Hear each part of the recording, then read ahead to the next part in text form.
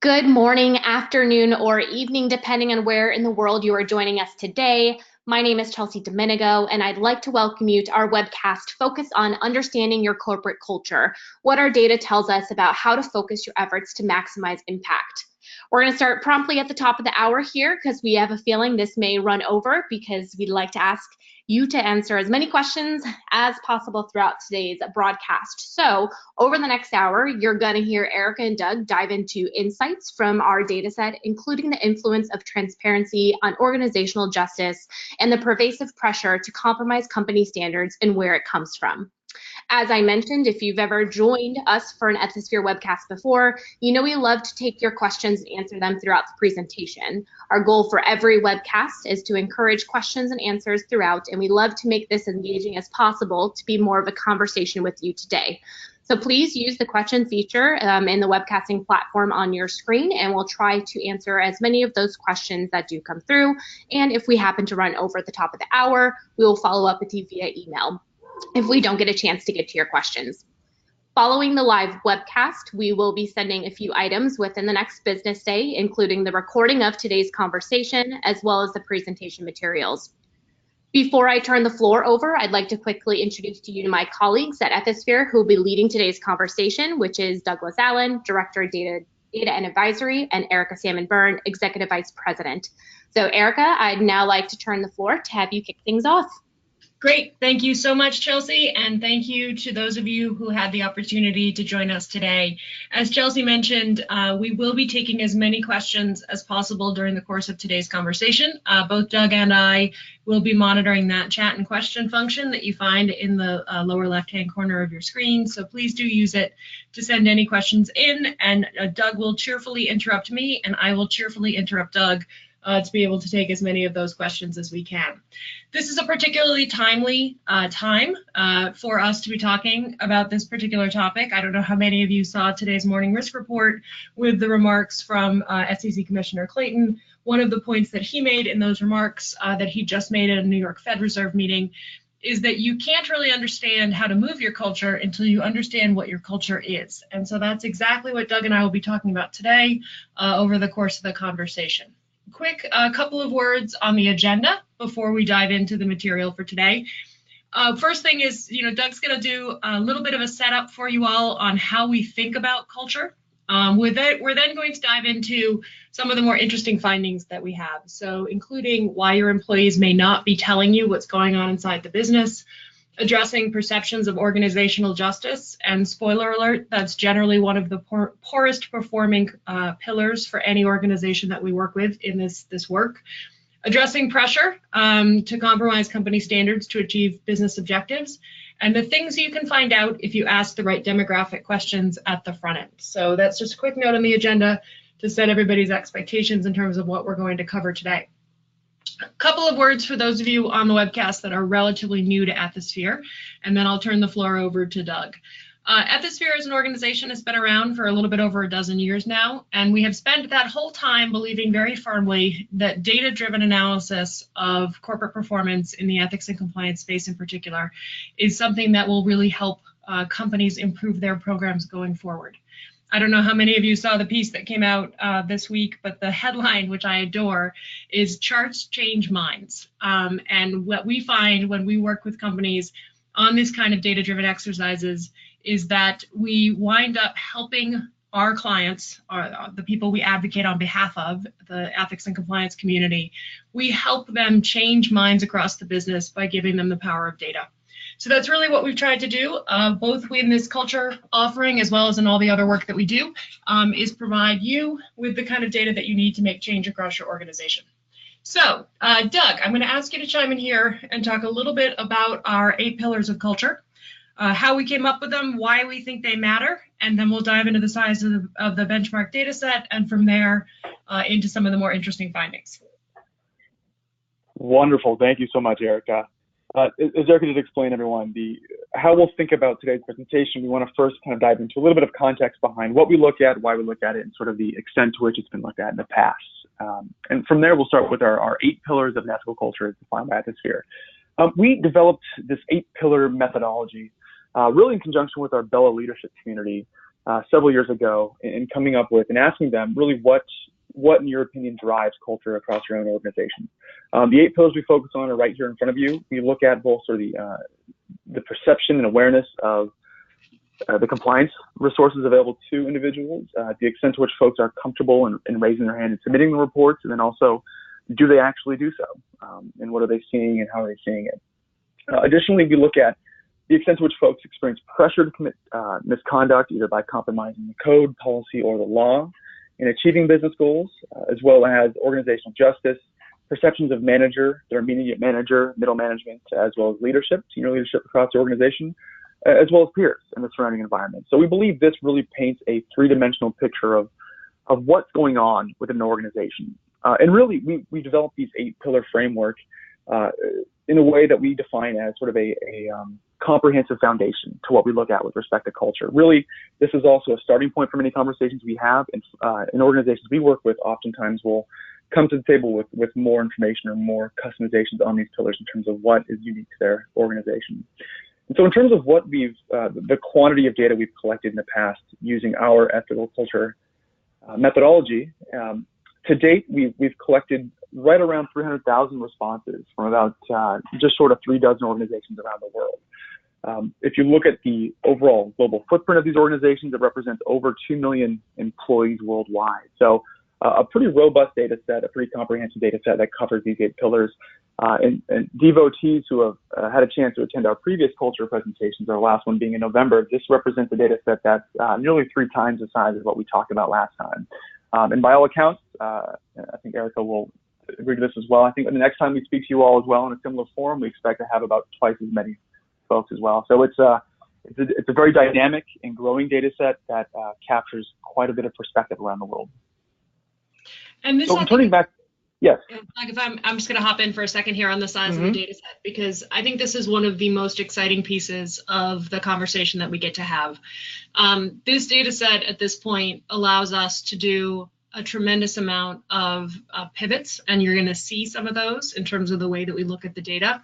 But even more importantly, for those of you on the line who are thinking about how to measure your culture, the size of this data set means that we can really give you very meaningful benchmarking, right? It's an opportunity for you to understand where you stack up against your peers, against organizations of similar size. There are so many different ways that we can approach the question of benchmarking now with a data set the size that it is. And as Doug mentioned, it's continuing to grow. We have multiple companies that are coming back to us to run their survey for the second time.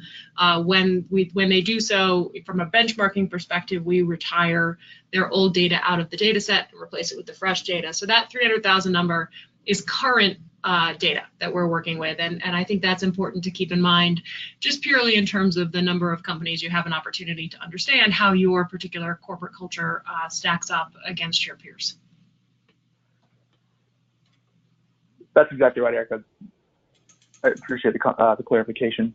In looking at this size data set in conjunction with our pillars, we want to first provide a little bit of context in terms of how the 8 pillars perform across these data set overall. Again, this can kind of level set sort of perceptions across these 8 pillars for you all today.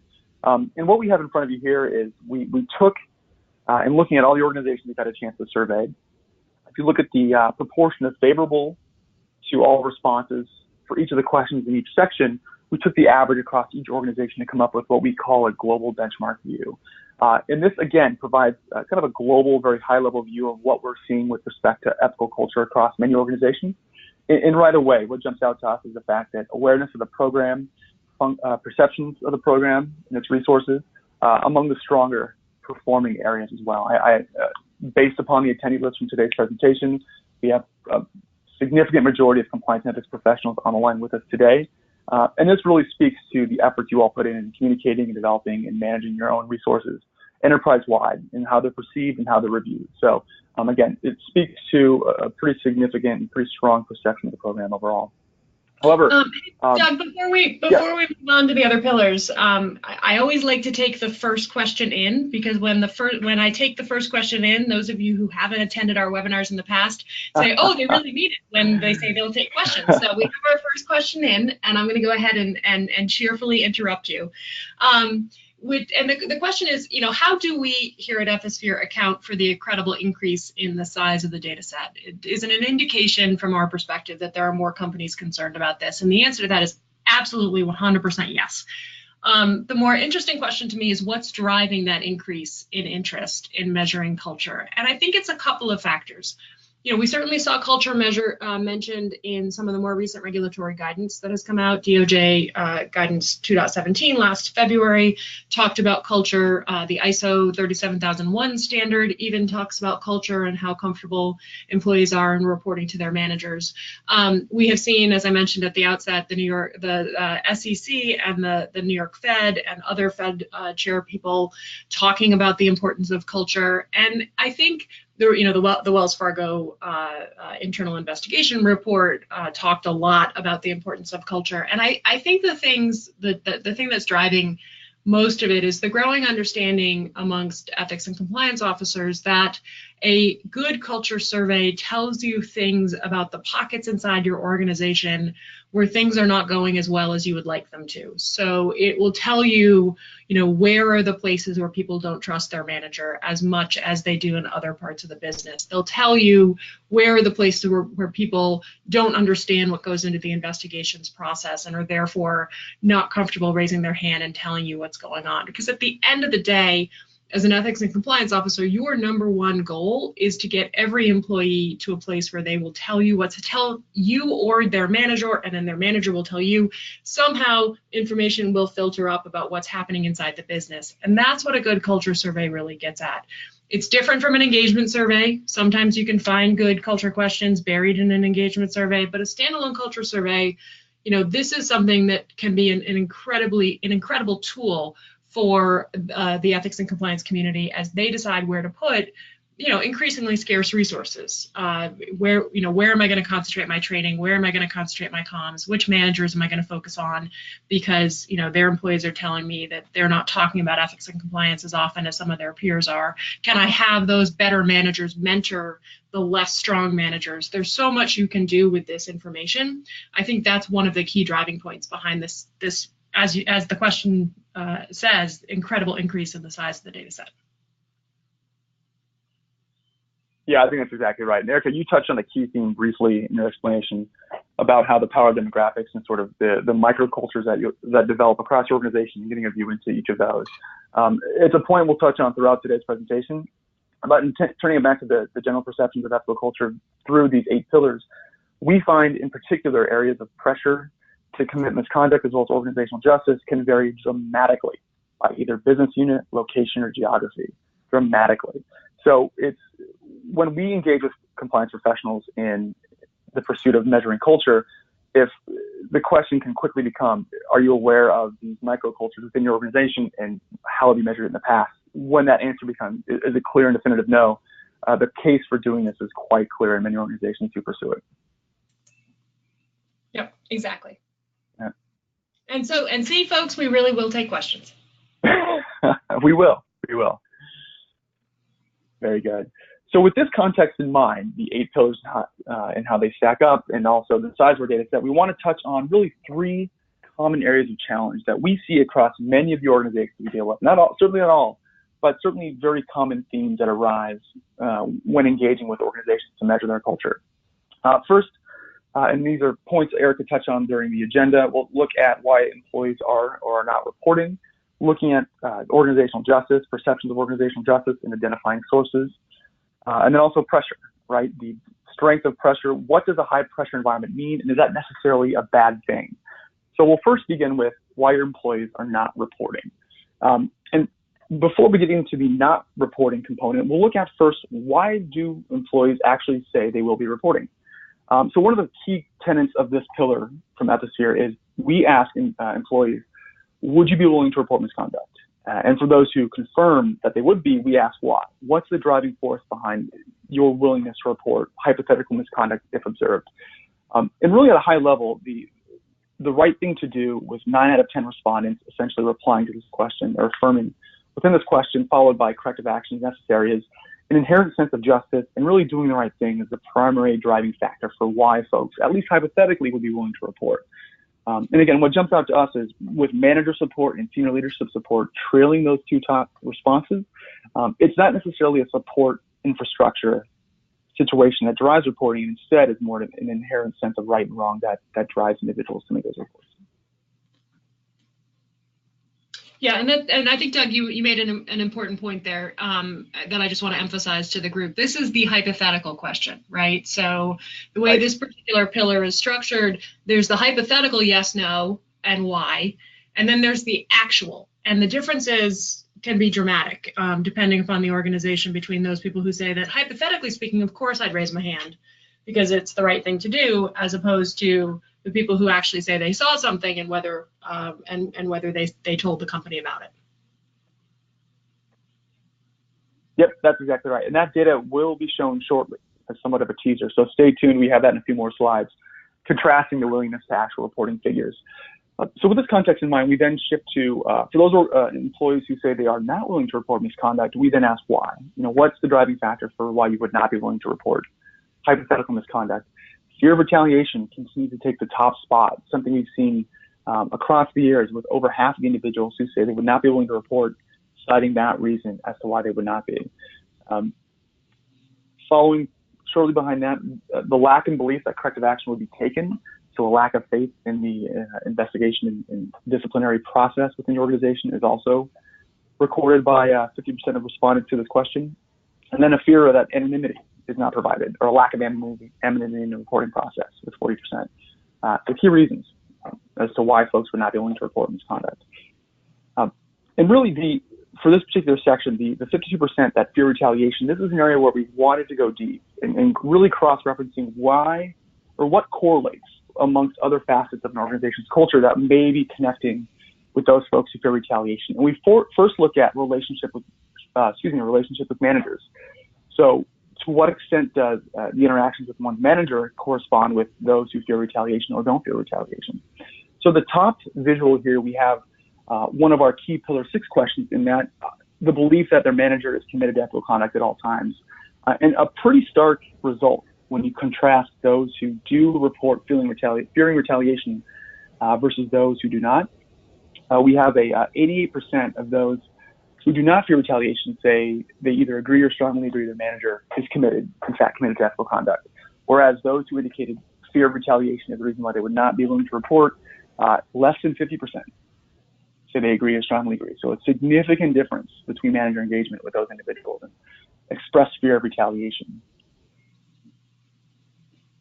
Secondly, whether or not the manager is consistently a role model that demonstrates the importance of integrity and ethical behavior. Again, a very stark difference between the two groups. Those who do not fear retaliation, 84%, the vast majority say, yeah, I agree that my manager is a role model, and they demonstrate what integrity looks like in the position which I find myself. Versus those who fear retaliation, we have 45%, so essentially half. They're very close to half in that situation. Erica, any commentary in terms of what we've seen or what you've seen with respect to manager perceptions and retaliation? And I think this is a consistent theme, Doug. As we think about the way in which the manager impacts employee perception of the program. It's part of the reason why we have a whole pillar of questions that is devoted to perceptions of the immediate manager, and it's for a variety of reasons. The vast majority of employees say that if they are willing to raise a concern, they are going to raise that concern to their manager, or at least to their manager first. That's completely in line with the way that most of you have structured your code of conduct, where you point employees to their immediate supervisor as a source of information and guidance to the extent that they have a concern or a question. We also see the vast majority of employees saying that their manager is their most important ethical role model. That's the person that they look to see what does it look like to get ahead at this organization. Now, the flip side of that is you have to prepare managers to be ready to be that kind of role model. In many of our organizations, and I've certainly seen this, I'm sure many of you have seen this, people get promoted to the next level or get promoted to be a manager, not because they're prepared to manage, but because they were good at the job they were doing before. And if we, as ethics and compliance professionals, as human resources professionals, as leaders inside an organization, if we don't do a good job preparing those managers for how to lead, you get stuff like what you see on the screen in front of you today. You get managers having a significant impact on the willingness of an employee to raise their hand and tell you what's going on across the organization. And chances are good, I'm stepping outside the data a little bit here, but chances are good, if you think that through, that employees are not only not raising their hand about an ethics and compliance issue, they're also not raising their hand about a product idea. They're not raising their hand about a client concern. They're not raising their hand about a safety issue, right? If you've got a manager that has their work environment on lockdown and people aren't comfortable asking questions, then that is going to ripple across all kinds of different parts of the organization. And it's part of the reason why this data can be so tremendously powerful for you as a leader inside your organization, trying to figure out how you're going to change some of these microcultures. Yeah, I think that's exactly right, Erica. And the next slide too touches on this point directly, in that we also measure the contrasted retaliation versus non-retaliation for those folks who are comfortable approaching the manager with issues or concerns. Again, 86% of those who do not experience retaliation or do not cite retaliation as a reason why they would not report misconduct, 86% as opposed to 39% who agree with that statement for the who experience retaliation or at least cite retaliation as a source of why they may not be willing to report. So a dramatic difference, right? Comfort in approaching managers. And we don't have the data slide in this particular presentation, but one facet of observing and reporting misconduct we measure is, one, do you report it, and two, who do you go to? And managers by far and away are the most common source or most common resource cited amongst those who take the survey in terms of who they go to with their questions and concerns. It's a significant difference in margin. So when you have this lack of comfort being expressed, correlating strongly with retaliation, there's clearly an opportunity to build that bridge and again, as Erica had mentioned, address and train those managers to be better equipped to handle the questions and build that environment of comfort within their regional or local environment. Right. And in many cases, what you end up finding when you dig into these numbers and you go and you look at the manager group that is getting these kind of results, what you very often are going to end up finding is not a manager who is mean-spirited, not a manager who is trying to create an environment of fear and apprehension. You just have a manager who's either too busy, doesn't have the skills, has never been talked to about how important it is, may have been talked to about how important it is, but has other priorities that have been placed upon her by the business. So there's a variety of different reasons why you could be getting these kinds of results. But once you have these numbers, it gives you an opportunity to have the dialogue in a much more robust way to say, you know, look, the fact that you can't put your phone down when somebody's trying to ask you a question, that's sending a message to your employees that they're not worth your time. And that is something that the company needs you to change, and here's why. So the data here can be a tremendous opportunity, a gift, to change the conversation with that manager group. Yeah, that's a great point, Erica. At this point, Erica, I'd like to interject with a question you received as well from the audience in terms of rewards and recognition programs and sort of following the manager-based system here. The question itself was how to start with a rewards and recognition program for ethics and compliance. What will be the parameters of assessing, and what will be the program itself? I mean, so what, in the context of culture, how would you think about and approach rewards and recognition programs within an organization? So I'll start with what not to do. Don't pay people to report. Right, you know, that was a big debate that we saw back when the Dodd-Frank established the SEC whistleblower office, and that office started paying out bounties on things that had come to the attention of the office. There was a big debate in the community about whether companies should pay whistleblowers themselves. And what we see when we look at the companies that have tried that is, A, you can't compete with the government, right, because they're paying larger bounties, and B, it really sends the wrong message across your organization in terms of what matters to the company. So instead, we've really seen a transfer over to have a focus on what I would call positive programs. So a couple of different things to think about. You know, one would be you can have it be business unit by business unit. You can have it be manager by manager. We have seen companies do things like employee sponsored awards. If you have an internal program that allows you to thank colleagues for, you know, going above and beyond on a particular project, you can add an ethics and compliance related component to that. You might want to tie it to a particular company value. If one of your values, for example, is integrity, you can tie the ethics and compliance thank you program to an integrity value inside of the system. If you have that kind of system in place already, and people are able to publicly thank each other for different work that they do on a project. We have seen situations where employees will nominate another employee who went above and beyond to address a particular risk, and then the manager makes a big deal of that employee at an all hands or a team meeting in front of her colleagues to say, you know, this is what this person did, and here's why it matters to the company. We've seen more private things. So for example, there are a couple of companies inside our membership group, the Business Ethics Leadership Alliance, where they will have a very high level member of leadership, either the CEO or the chief operating officer, or in some cases, the chairman of the board, call someone who raised a particular concern and say thank you. It's a private conversation, but you can imagine the impact if a member of the leadership team calls you to say thank you for bringing this to our attention. We actually have one company where the chairman of the audit committee calls everyone who raises a concern to say thank you as part of their closeout process. They're working through a situation where they're trying to change people's fear about raising a concern, and so he simply calls to express his appreciation that someone was willing to raise an issue, if the reporter is known, of course. And not anonymous. So, you know, there's a wide variety of different ways that you can approach it. You want to think about what are the channels that exist already. Very rarely will we see a company build a brand new program for something like this. They will instead add an ethics and compliance related component to an existing employee award or reward program. We also see companies building it into the performance evaluation process. For managers in particular, how often do you talk about ethics and compliance?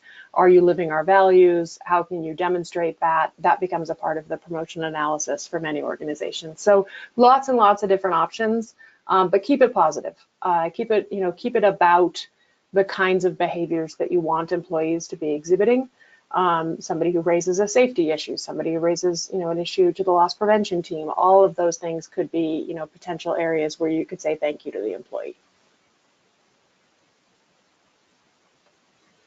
Yep, all wonderful examples. Thank you, Erica. And speaking of incentivizing the behaviors you want, on our next slide, we then cross-reference retaliation here against the frequency with which a manager discusses ethics or compliance-related issues or topics within the team. Not surprisingly, there is those who discuss it frequently are 3 times as less likely to have respondents that say they fear retaliation as the reason why they would not be willing to report misconduct. And then on the flip side, you are 3 times more likely to have respondents who say they fear retaliation if you, quote, never discuss these topics as well. So this is a more tactical view in terms of what we're seeing, or at least from a correlation standpoint, between retaliation fear and communication and manager behavior overall. And again, the broad point here, as Erica touched on several slides back, is the importance of making sure your managers are trained, are aware of their roles and responsibilities specific to ethics and compliance, and providing them support and resources necessary to allow them to communicate and build that environment locally. Yeah, I like to refer to this top statistic as a real Captain Obvious moment, right? Of course, if your manager talks right. about ethics and compliance a lot, that you're less likely to fear retaliation, and you're more likely to be willing to raise a concern. But the data helps have that conversation. It's not of course this is real. It's no, actually it's a 3 times more likely level of real, right? This is really real. It's definitely it definitely helps in having the conversation. And same thing on awareness and policy. Yep. So if you look at the bottom one here, that's another place where the more you communicate and the more awareness people have of your non-retaliation position, the more likely you are to have people who don't fear exactly that. That's right. And the takeaway from this chart, Erica, I viewed was the proportion of folks who don't know whether or not a policy exists or is what changes the most, at least on a proportional basis, right? So almost not quite twice as many folks who fear retaliation responded that they don't know whether or not a policy exists. So you may be able to transfer some of those I don't know folks, those retaliation individuals into, away from that retaliation bucket by further communicating that policy as well. So interesting insights from the data itself. And we got a question that came in, Doug, about whether not believing in an organizational justice has the same impact as fear of retaliation. We're going to get into that in just a second. Organizational justice is hands down my favorite pillar because it's the George Orwell pillar, right? It's, are all the animals equal, or are some of the animals more equal than others? And it has a tremendous impact on the willingness of people to raise concerns. So to the person who asked that question, sit tight. We're going to get there in just a moment. Yep, that's exactly right. And before we get to that pillar, one last mention of reporting misconduct. And this goes back to Erica, who had mentioned at the outset, contrasting willingness to report and actual reporting behavior that takes place. So when looking at the initial gating question for our third pillar, which is the willingness to report, 92%, the vast majority of folks say they agree or strongly agree that they would be willing to report misconduct if hypothetically observed. Now, for those who do in fact report misconduct, or who have observed misconduct over the past 12 months, we then ask, did you have a chance to report, or did you report it? Slightly more than half say yes. So here we find that the data shows us that discrepancy between those who at least think they'd be willing or believe they'd be willing to report versus those who actually, when given a chance to, make that report itself. So some interesting contrast between these two groups. Absolutely. And a big part of the reason why is exactly the next question we'll get into, which is the organizational justice piece. Because if you look at it's very interesting to Doug and I, as we have done this work over the course of the last couple of years, is 5 or 6 years ago, fear of retaliation vastly outpaced every other reason why you wouldn't raise a concern, right? It was hands down the number one reason. For us, especially for those of you who have heard Doug and I talk about this data in the past, we have seen it keeping pretty close pace with organizational justice. So they're either tied or they're within a couple percentage points of each other, depending upon the organization and depending upon the size of the benchmark. And it really does come down to no, the company's not going to do anything about it anyway, so why should I bother perception? That is incredibly damaging to the health and the strength of the program, as you all think about the work that you do on a daily basis, making sure that people who work in the program or work with the program feel like the program is actually doing something about the concerns that are raised. It's one of the ways that you continue that feedback loop coming in from employees in terms of them telling you what's going on across the organization.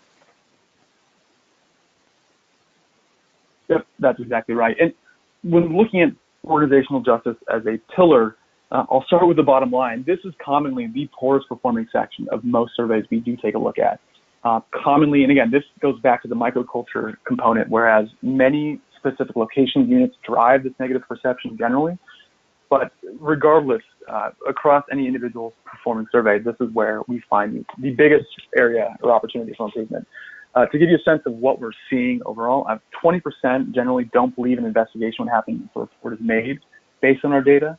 A third of respondents don't believe discipline would happen in the event that folks do engage in misconduct. And then finally, nearly 40% fail what I like to call is Erica's animal farm test, right? They don't agree the rules and the consequences are the same for all employees across the enterprise. Pretty damaging perceptions across these organizations, in that when given a chance to report or raise their hand, chances they won't move forward with making said report. And again, this, as Erica mentioned before too, this is where not only in reporting standpoint is this a bad factor, but also whether or not folks come forward with new ideas, new product concepts, so on and so forth. This can be a very damaging concept overall across an enterprise. Yeah. And one of the things that we get asked a lot when we talk about these numbers with organizations is, what do you think is driving this? And more often than not, what we find when we dig into these numbers is it's a couple of things. One is, as ethics and compliance officers, as members of the litigation team or the legal team inside your organization, even as members of the HR or the employee relations groups, we've done a very good job of publicizing up to and including termination. Too good a job. We've spent little time comparatively talking about the other disciplinary options that are available to an organization if something doesn't rise to the level of a terminable offense. So, coaching or bonus clawbacks or impact on promotion decisions. There are a lot of things that can happen in that discipline conversation that would mitigate the likelihood that somebody is going to wind up being fired. But the conversation that we have had with employees outside that box is very much about the fact that you could get fired for any number of different potential violations of company policy or the code.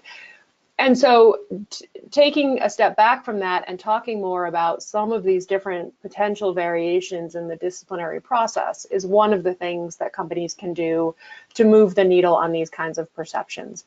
I call it, sort of demystifying the investigation process. We've seen a lot of companies over the course of the last year or so doing things like filming a video about what the investigation process looks like, publishing an investigator's code of conduct. This is what you as an employee should expect if you wind up dealing with someone looking into something that happened across the organization. These are the steps we go through. This is our close time, right? This is our substantiation rate. These are our statistics that come in terms of the case management system. Increasingly, we are seeing companies find ways to share that information more broadly with their employee base, which is one of the things that is trying to change some of these perception numbers. And then telling stories, right? One of the biggest changes that we've seen over the course of the last couple of years is the increasing number of companies who have gotten their labor and employment attorneys comfortable with the idea that you can tell scrubbed stories of things that have happened inside the organization.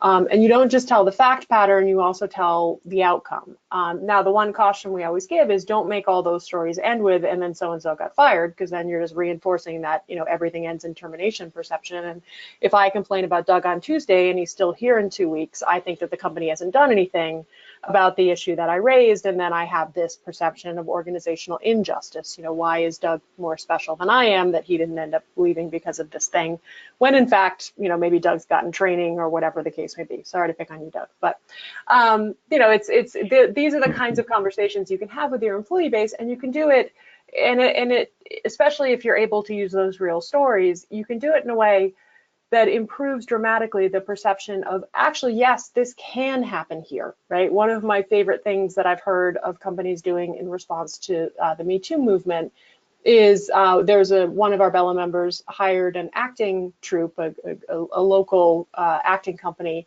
to come in, and they took all of their harassment and discrimination related complaints out of their case management system, and they wrote them as scripts, and they actually used the actual language. They had a debate about whether to use the actual language. They used the actual language from the investigation, from the complaint, and they acted these out as little mini skits in front of the broader leadership team at the company, and people were stunned that that kind of language was used inside their organization. It was a phenomenally powerful conversation about, yes, it does happen here, and if we don't deal with it properly, you end up with the kinds of numbers that are on the screen in front of you now, and the long-term impact of that is tremendously corrosive. Wow, that's unbelievably powerful. Very powerful. Very good. Okay. We got a question, which is great. So, how often is organizational justice being discussed in compliance committees and at the C-suite and the board? And what tools are available to have that conversation? So, the couple things that are happening that we see across the organization, and here I'm giving you anecdotes. And I know that the plural of anecdote is not data, but I'll give you some anecdotes in terms of what we see. Compliance committees are certainly waking up to the reality that the perception of organizational justice is something that has a tremendous impact on employees' willingness to raise concerns. And some of that is things that are happening inside their organization. Some of that is things that are happening in the news, and some of that is the outcome of conversations like this. And seeing the numbers. I would say that probably the biggest tool available to have that conversation in terms of employee perception of organizational justice is a survey like this. On the flip side, is the perception accurate, right? Is the other conversation that needs to happen. And there, what we're seeing, and I think this is a really interesting trend, is the increased consolidation of case management systems across organizations. So for many of your companies, you probably have historically had siloed case management systems. HR has their system and looks into things their way. Compliance has their system. Legal, if compliance is separate from legal, maybe compliance has a litigation case management system. Loss prevention might have one, health and safety might have one, quality might have one. There are all these different systems across the organization that people are using to track the issues that their particular silo is looking into. Those silos are increasingly breaking down. We're increasingly seeing companies manage to migrate their way onto a single case management system.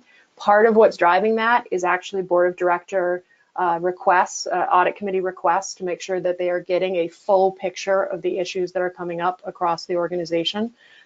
We've heard multiple stories of compliance officers who have gone in to talk to the audit committee about what is coming in through their system. And then they find out after the fact that HR has an Excel tracking sheet and they have to go back and update the audit committee. Audit committee understandably gets very upset about this and says everybody has to get on one system. We want to understand what's happening across the organization. And some of that, again, is being driven by some of the Me Too related conversations that companies are having right now. But it is, I think, a very productive dialogue to be having at this moment in time, because if you have a culture survey that has these perception numbers that you're looking at, you can then look at, how consistent is our discipline? Are there pockets of places where the highest performing salesperson is allowed to be a bully and nothing happens? Are there pockets of places where somebody gets promoted out of the way or away from someone that they were harassing on a regular basis? And so the message is sent to that part of the organization that you can get away with that and still get promoted. Doing that examination is the flip side of gathering employee perception data. And we are hearing about those conversations. They are hard conversations to have, both because in many cases you don't have the data on discipline decisions. Those discipline decisions are made in the region. Those discipline decisions are made by local managers. Maybe those managers may or may not be working with their HR partner on those discipline decisions. Maybe the person involved in the discipline has an attorney, maybe they don't, maybe you've got works councils. It's a very complicated analysis that you have to go through, and it's a hard conversation to have, but companies are starting to have those conversations. Another great question that just came in, which is probably one of my favorite questions. How much do you think the poor perception of organizational justice has to do with not disclosing information about cases to all employees? A tremendous amount. Absolutely. Absolutely. Tremendous amount. Well, I mean, one of the advantages that Doug and I have is we see these numbers year over year as companies do this work. And we have seen companies start to publish information about their actual facts of their cases. We've seen companies start to publish statistics about how many issues are raised and how many are substantiated. We've seen companies start to talk about what they see in their root cause analysis. And we have seen these numbers move. So you can fix this. You can move the needle on this area, and you can do it by becoming more transparent and pulling down some of the walls. Now, of course, you have to consider what regions are you operating in, what are your local laws as far as disclosing information. You have to work with, if you've got works councils or unions, you have to deal with that complication. But the more you can do to at least gray the walls around the black box of investigations, if not take them completely transparent, the better for this particular pillar. And the more employees will have faith in the fact that not only will the company look into an issue, but they'll actually do something about it. And it is time that is well worth spent.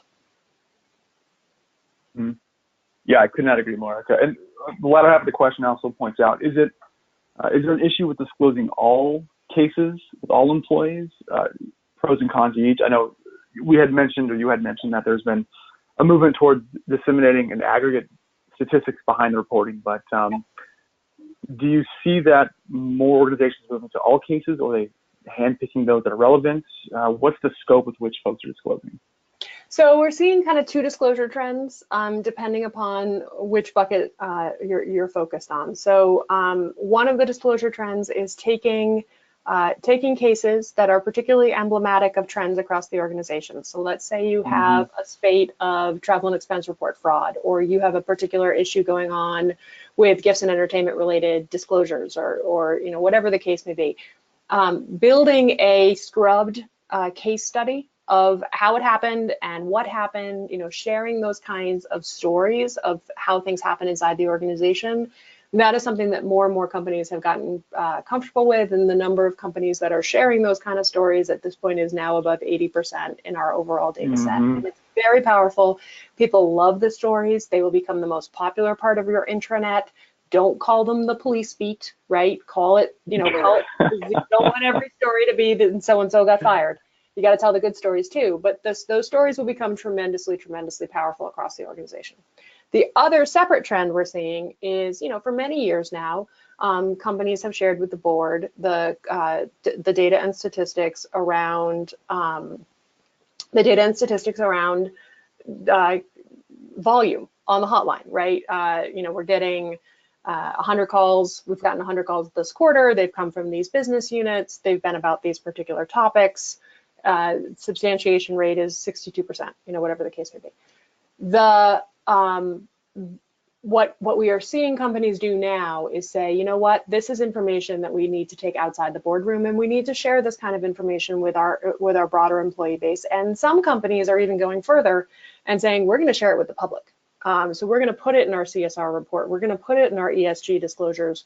We're going to put it, you know, out on the web. GE started doing this back in 2015 with their ombuds data.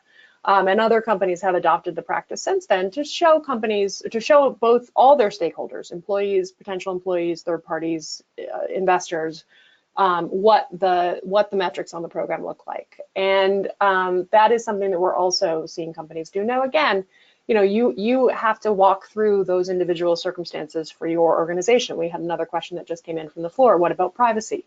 You know, what can we, you know, what about sort of the violation of, you know, a particular employee's privacy by giving away that information? Companies scrub the stories, right? And there's a question as to how much can you scrub a story? People are going to speculate, you know, is that Bob? But if you can get most of the identifying details out. And you know, a lot of organizations have taken you know, have done the best they can with that, and then said, you know what, we're confident in our investigation, we're confident in what we found, this is truthful, we're going to share this particular story with our employee base. So, you know, it definitely is doable. You have to figure out what makes the most sense for your particular organization. And Erica, I was going to say, the smaller the company, the harder it can be, because it becomes easier to speculate if you have 500 employees than if you have 15,000 employees. And there, what I would say is look for industry stories. So if you can't get to a place where you're comfortable telling your own stories, there are stories in the news every day from your industry, and you can share those stories to show, yes, it really can happen here, and here's how. Or here's why we don't think this would happen here, because you guys are so great. But you know, trying to be more transparent is the way that you really move those organizational justice numbers. And you know, we got another question that came in from the floor about, you know, if you share those stories, do you see a decrease in those issues? I don't have specific data on that, so again, I'm giving you anecdotes, but from having talked to a number of Bella members that have shared those stories, what they tend to get first is questions.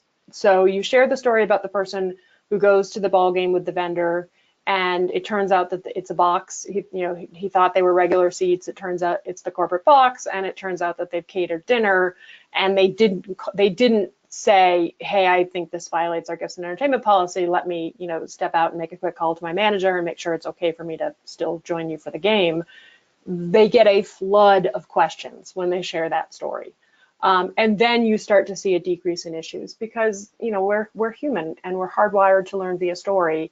And if you can share that, here's how it actually works, you know, with a situation one of your colleagues found themselves in, at that point you wind up with a much more real situation for the majority of your employees. And it's more effective than, you know, 2 hours of online gifts and entertainment training.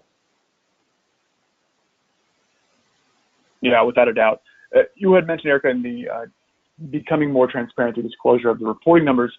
Sort of a tangential trend that we've been seeing here is also a similar level of transparency for culture survey results as well. Mm-hmm. Not quite going public with them, but we're seeing more organizations, especially when we conclude our projects, not necessarily building the bullet list of key highlights for the board or for the C-suite, but working with organizations to come up with reports that are then disseminated to the entire organization, right? So not only transparency of the reporting investigations process through disclosure of reporting numbers, but also, look, we've asked you what you feel about this area with respect to organizational justice. You've told us we're going to proactively work on that now.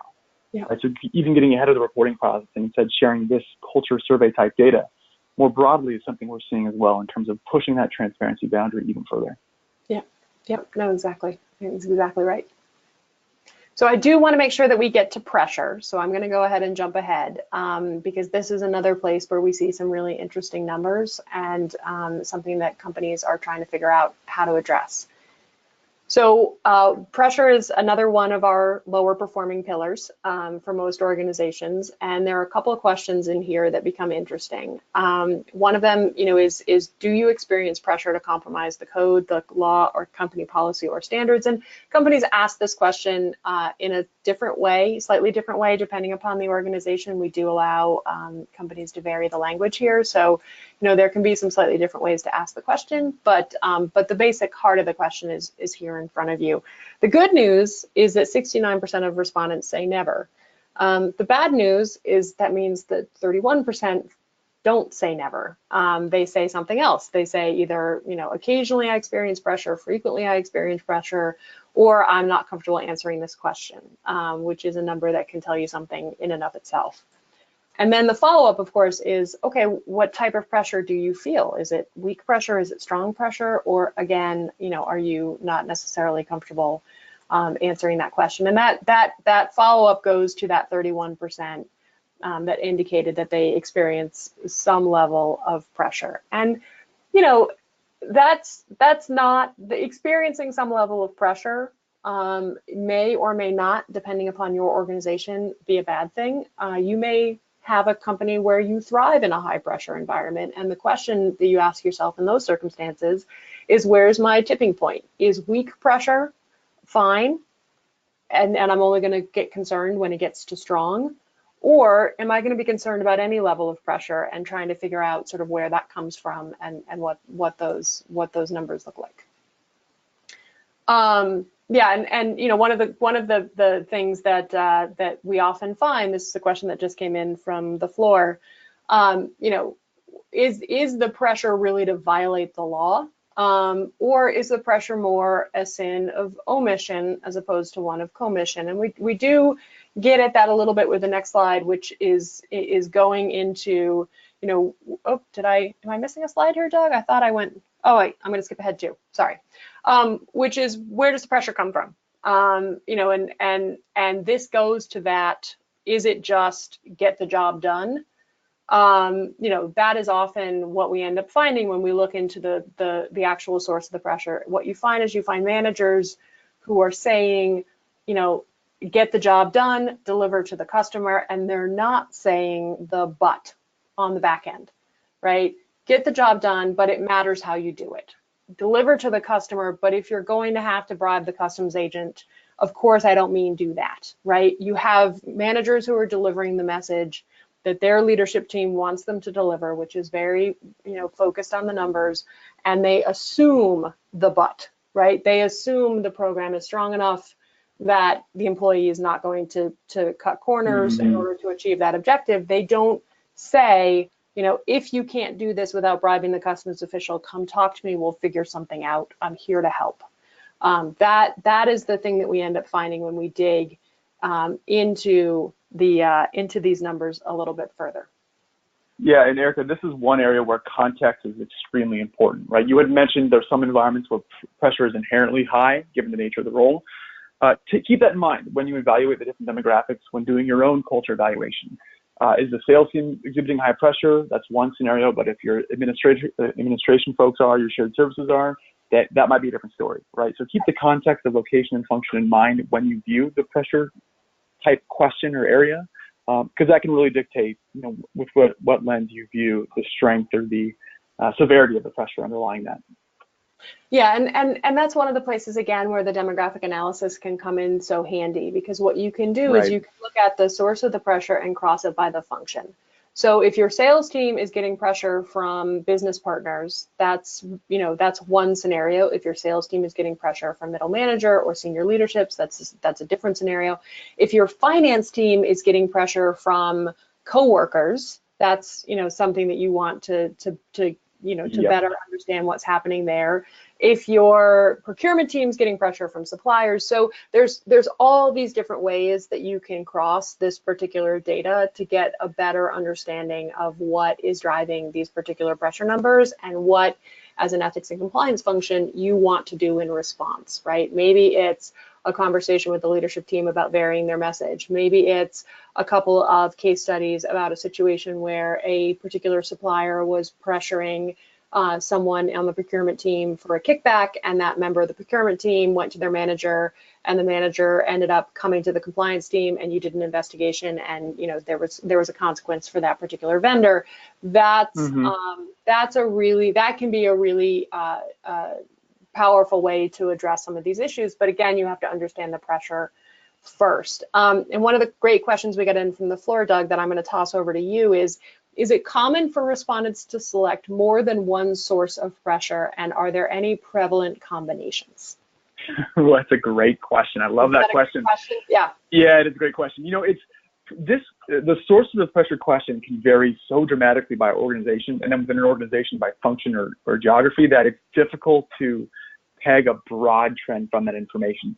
I mean, one of my favorite anecdotes coming out of this question specifically was we had one B2C organization we were working with that one particular operations group exhibited an extremely high level of pressure from customers. And so in digging a little bit deeper, we found that customers were pressuring for essentially free goods and services to these operations folks on a pretty routine basis in this one particular location.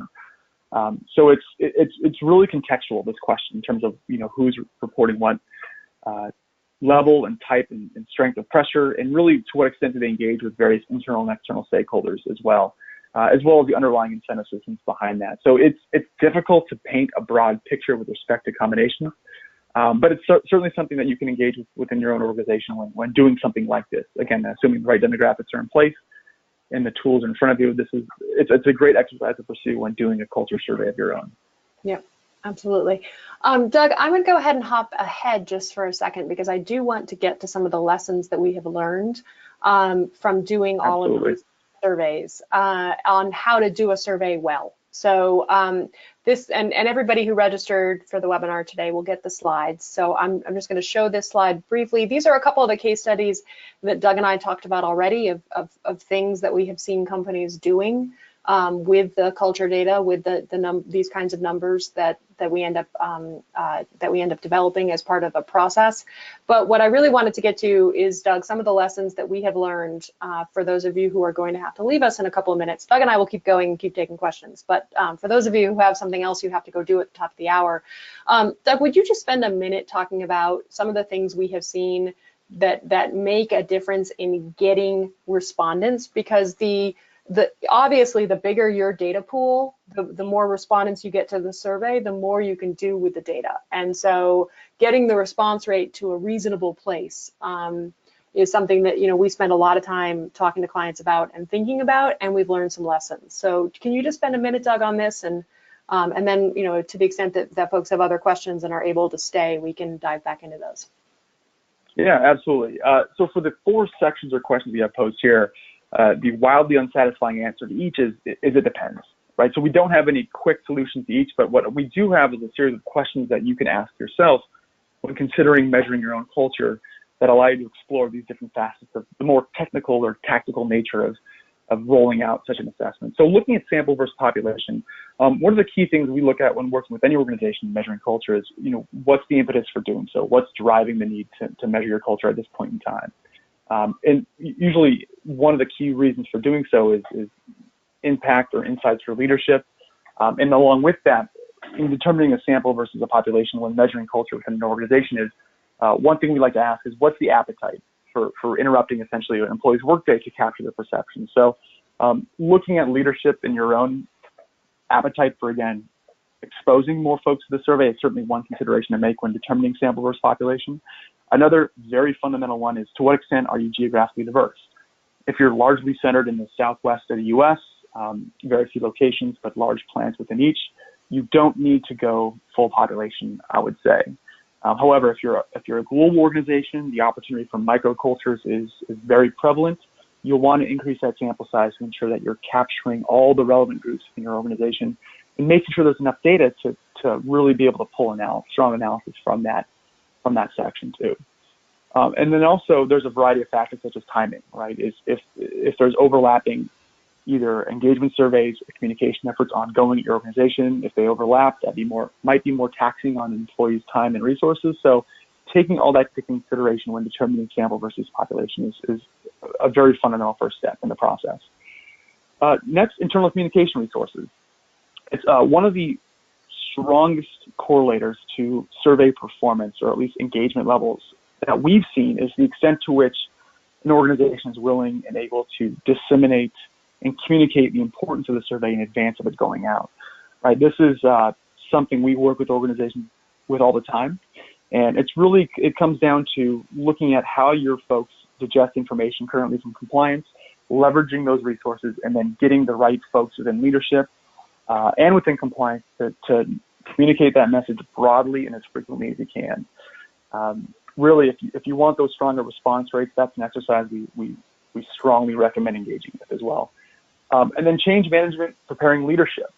Really an often overlooked exercise when engaging in measuring culture is preparing leadership and management to act on the results, right? Be prepared for what may come and be prepared to act on that, right? If employees are noticing that they're taking surveys and nothing's being done when they express their opinions, that can cause frustration. When you come knocking on the door again in 6, 12, 18 months to engage with them again on a survey effort, they may be less willing to do so. So making sure that those responsible for enacting or putting into place the action plans that come out of the data are informed in advance of the survey going out is crucial to ensure that the time and effort you spend in developing the survey and rolling out the survey is put to great use.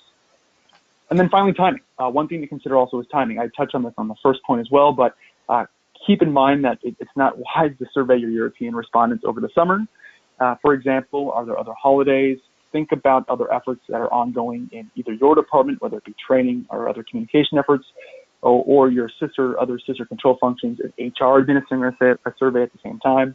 Are there other audits going on? Are there other engagement asks being done that may take away time from your employees that would impact negatively the response rate? So again, all factors to consider when doing your own effort to measure culture as well. And Doug, one of the things that I'll add on to that last point you made is it's good to know about those initiatives to plan your own, but it's also good to know about those initiatives so that you can compare results. So one of the things, absolutely, and one of the audience members commented on this is, if you have the opportunity to cross a culture survey with an employee engagement survey by manager or by business unit, you can wind up with some really interesting data. Is there a discrepancy between this manager's scores on the best places to work survey or on the employee engagement survey, as opposed to their scores on the culture survey? That can tell you something about the tone that that particular manager or business unit leader is creating inside of their unit. So is fear of retaliation high, but employee engagement scores are terrific? Is organizational justice perception low, but employee engagement scores are terrific? That's a leader who's potentially leading by obedience, as opposed to creating an environment where people are comfortable asking questions and raising concerns. So there's some great data crosses you can do with the demographic component of the analysis, especially if you have other data sources. So, one of the things that I always encourage companies to do is look at one of the questions we ask in the observing and reporting misconduct pillar is, what did you see? So you said you saw something. Before we ask you if you said something, we're going to ask you what you saw. Look at those numbers and compare them to your case management system. Look at the number of employees who said they went to their manager and compare it to your case management system. Did those managers then come to you? So there's a potential, really interesting potentials for crosses when you look at that kind of data. Absolutely. Absolutely. And Erica, you brought up on a few occasions demographic questions. One last point I'll Yep. make on sort of tactical considerations to make is really give consideration to the demographic qualifiers or aspects you'd like to include. This really serves as the basis of your segmentation capabilities when administering a survey. And really, there's many obvious facets to capture: function, job level, geography. Some others that aren't as common is tenure, so length of the organization. We've had some organizations measure gender, ethnicity, which is infrequent, but certainly done in the past. Really take a good look in terms of what is important to segment and where you believe the trends might be in advance of the survey. It'll pay dividends in the end. And also there's special considerations to make too if you're in a unique situation, such as having recently gone through an M&A process. Have you brought on a new organization recently? Do you want to segment legacy versus new employees? Do you want to, if there has recently been either a new training initiative or let's say a divestiture or restructuring within the organization, you'll want to capture those insights immediately. That's a unique opportunity to get some very open and candid feedback through the survey process, and therefore you may explore more open-ended comments or more in-depth questions through skip logic in those situations. So again, really consider the demographics of your organization and customize it accordingly. Again, it'll pay great dividends with respect to the analysis you're able to do at the end. So Doug, I know a number of the folks on the line with us have had to move on to other things, but we did get an interesting question that came in on the data correlation component. And the question is, what sort of inferences can you draw from data showing low substantiation rates on your investigations?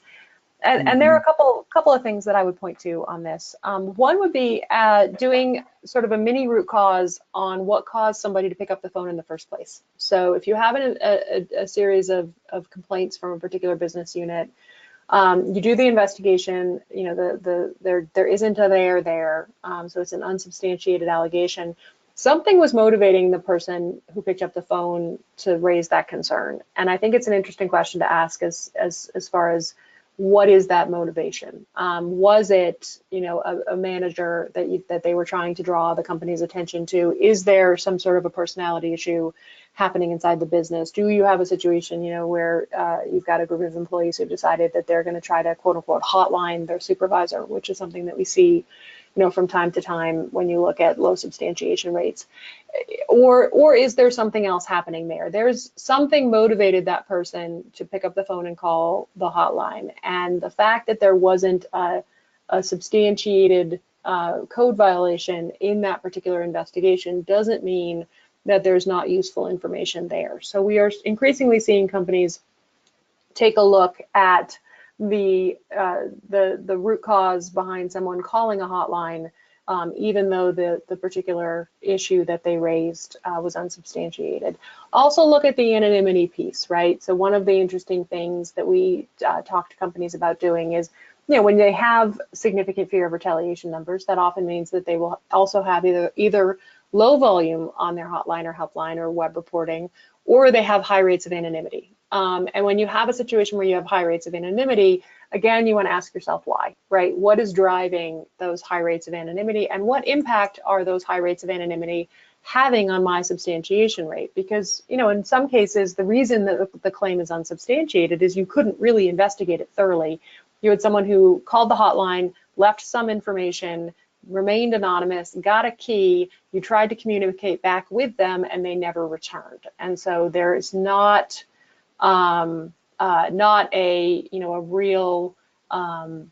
there's not a real opportunity for you to look into the issue, and so it's technically unsubstantiated, but it's unsubstantiated in large part because the person was anonymous and wasn't comfortable sharing enough information for you to look into the issue. So, there's a lot of different things that you can potentially get at there, but that's one of the interesting crosses that we see companies doing. Great question that came in from the floor about how do we talk about this in partnership with human resources without lessening HR's role inside the organization. And it is definitely an area where a good, solid working relationship with HR is if you don't have that, it shows, right?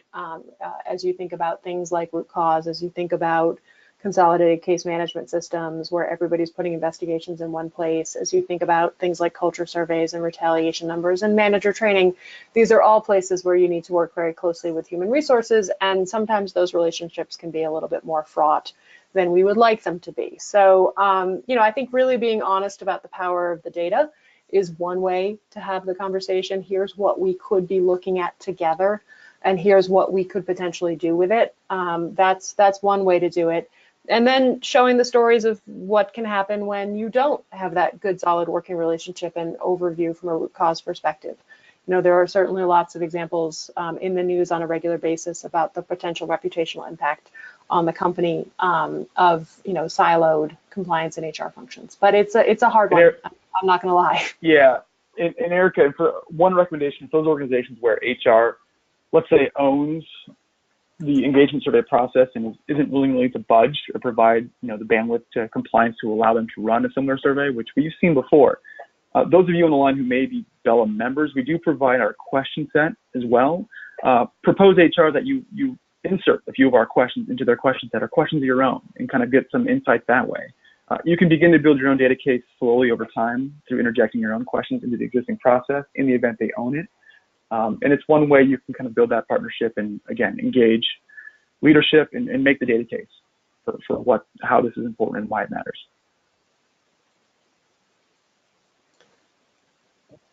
All right, and with that, Doug, I think we have gotten to basically all of the questions. If there's somebody who had a question and we didn't have a chance to get to it, we will follow up with an email. Thank you to all of you who were able to hang on the line with us until the very top of, or the very finish of this, past the top of the hour rather. I do hope that you found this insightful and interesting. As Doug mentioned, our data set continues to grow. And so we will be back to you with more insights from the next iteration of the data set, probably sometime in the early fall. Stay tuned for more from us in written form. We're going to be doing a series of thought leadership pieces on what we see in the data over the course of the remainder of the summer. And of course, if any of you have any questions, you do know where to find us. There's my email and Doug's email, and we're happy to answer any questions if you are thinking about doing any of this data yourself. We got one last question that came in. Can we see the data by industry? We can do some industry-specific data cuts. We didn't want to do them for this particular webcast because we have such a cross-section of industries on the line. But if you are curious about how your particular industry might stack up as far as the size of the data set, the number of companies we have in that particular industry, don't hesitate to reach out to either Doug or I. We're happy to take that question. Very good. Thank you, everyone, for joining. It's been a great discussion. And Erica, thank you. And thank you to Chelsea for administering the process today. And until next time, thank you for joining. Talk to you all soon. Thank you.